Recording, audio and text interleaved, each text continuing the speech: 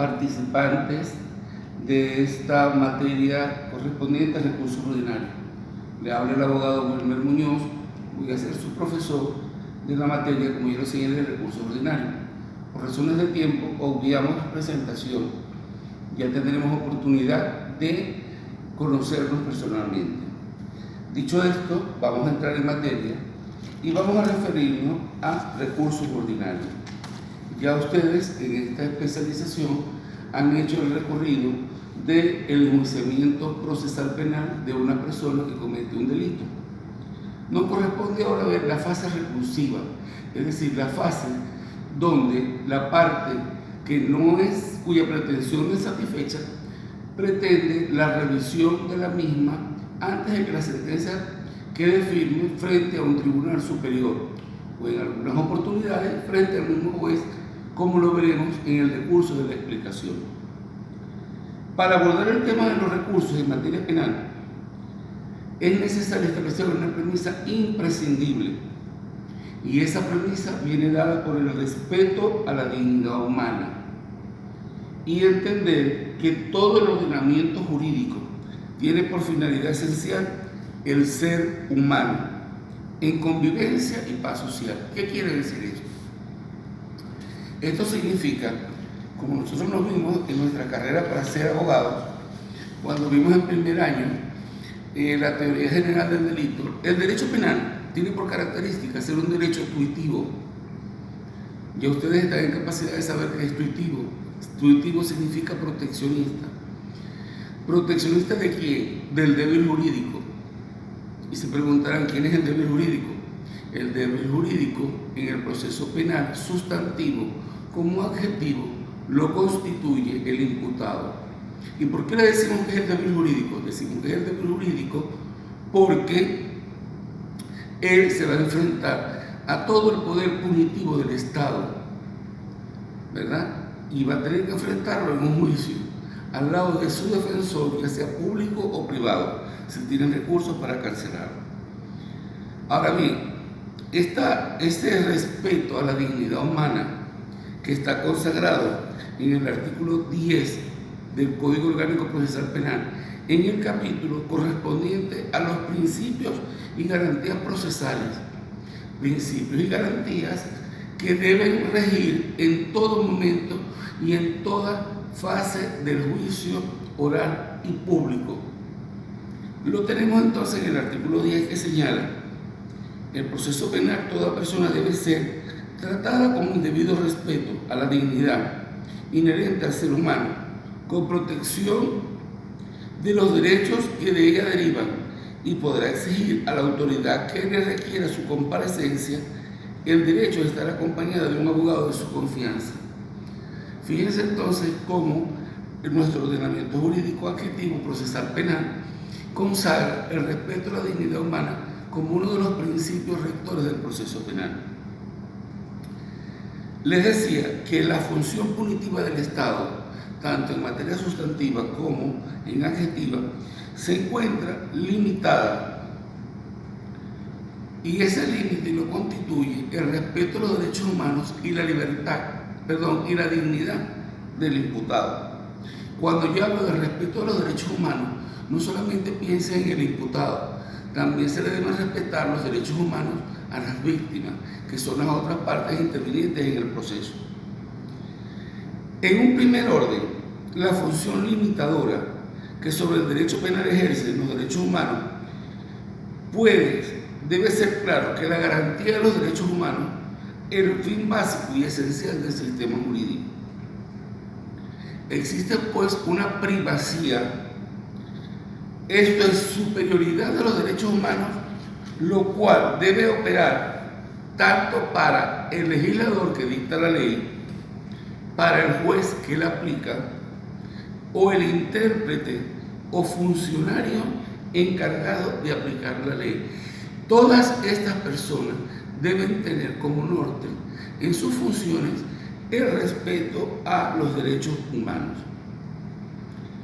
Por otra parte, superioridad también significa que no deben ser considerados los derechos humanos como simples enunciados teóricos, sino que constituyen obligaciones jurídicas del Estado que deben materializarse en políticas públicas que el Estado debe implementar. Y es a través de esas políticas públicas en materia de juzgamiento y de la creación o tipificación del delito que se debe tener presente el respeto a los derechos humanos. De allí que, por esa razón, en Venezuela no exista la pena de muerte, porque atenta contra el derecho humano esencial, que es el derecho a la vida. Ahora bien, estas obligaciones jurídicas que tiene el Estado frente a sus ciudadanos no son meros enunciados, como lo dije, sino deben ser políticas públicas de Estado. Y lo más importante aún es que los ciudadanos tenemos derecho a exigir del Estado el respeto y la implementación de esas políticas públicas en materia de juzgamiento penal. ¿Por qué? Porque el común denominador en el enjuiciamiento criminal penal viene dado por la supremacía constitucional establecida en el artículo 7 de la Constitución Nacional, que señala que todo el ordenamiento jurídico de un país debe estar sometido a esa norma básica y principal, que es la Constitución Nacional. Y esa supremacía en nuestro caso está establecida en el artículo 7. Perdón. No solamente con esto podemos precisar que la Constitución viene a regir el juzgamiento criminal, sino también, por mandato del artículo 23, los tratados internacionales forman parte de nuestro ordenamiento jurídico interno cuando estos consagran mejores derechos aún que nuestro propio ordenamiento jurídico interno, como ya lo he dicho.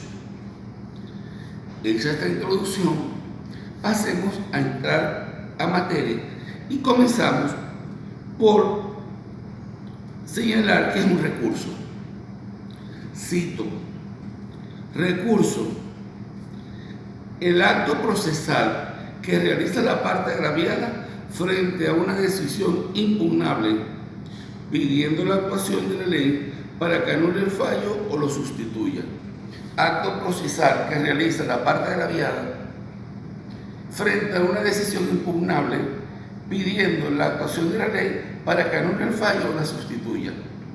¿Okay? Esa es una primera definición de recurso. ¿Cuál es la finalidad de recursos frente a las resoluciones judiciales?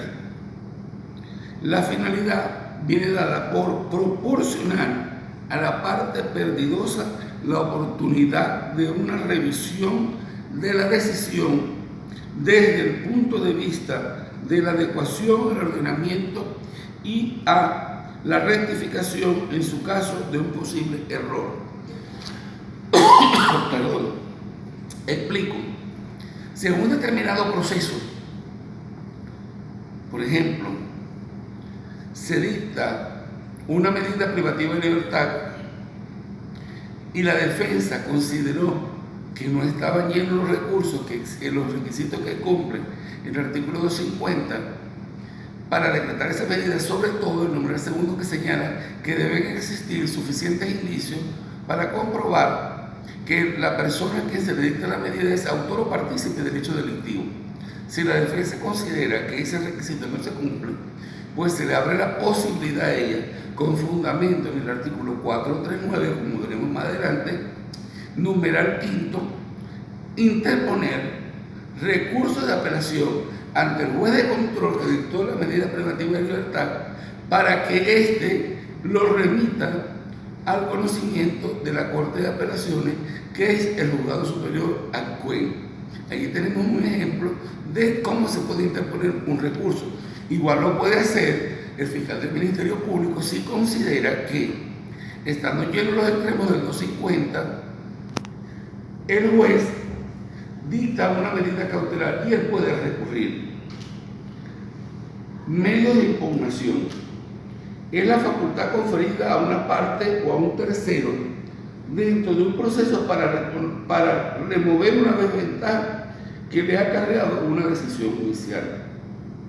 Los recursos son medios de impugnación que son las facultades conferidas a las partes, a un tercero, para remover un obstáculo que le causa un perjuicio.